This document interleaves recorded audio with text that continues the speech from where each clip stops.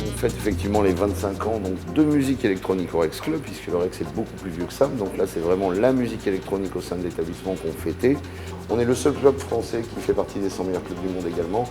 Et bien évidemment, s'il y a un club qui est connu à l'étranger, c'est le Rex Club.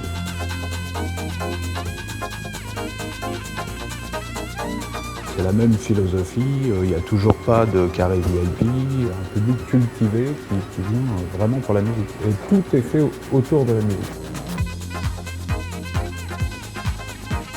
Là, il y a une proximité directe, c'est très convivial en fait. Là, tu pilotes complètement et intégralement la salle. C'est une salle qui a du vécu, c'est une salle où il y a beaucoup d'histoires et ça se ressent immédiatement quand on rentre dans cette salle. C'est quelque chose dont les gens ils ont une certaine habitude et ils ont une certaine envie. L'expérience avec le public, c'est quelque chose qui est addictif. C'est de l'énergie que tu donnes et c'est de l'énergie que tu transformes et que tu peux lancer, on va dire, aux gens, aux oreilles des gens. Bah, le Rex, c'est ça, quoi.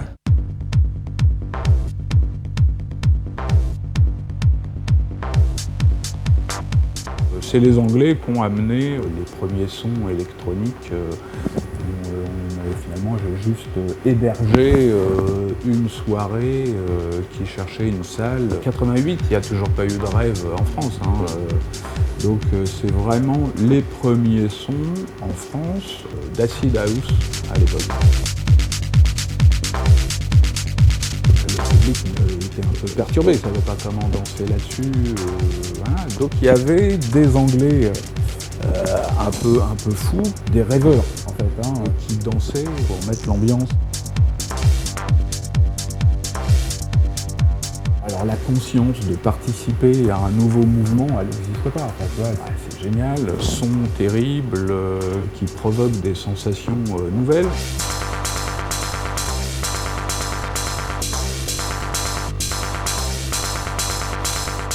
On n'arrivait pas dans ce milieu par hasard, parce que c'était quand même extrêmement confidentiel.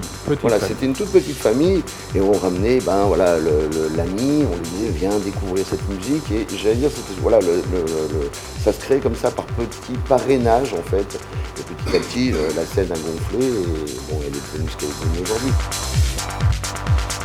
Pour nous, c'était révolutionnaire et magique, et pour eux, de l'extérieur, c'était... N'importe quoi.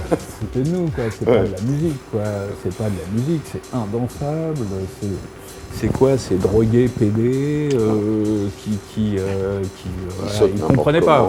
Sur une musique qui n'en est pas une. Bon. Ça a été très chaud, d'où, en même temps, ça nous convenait parfaitement.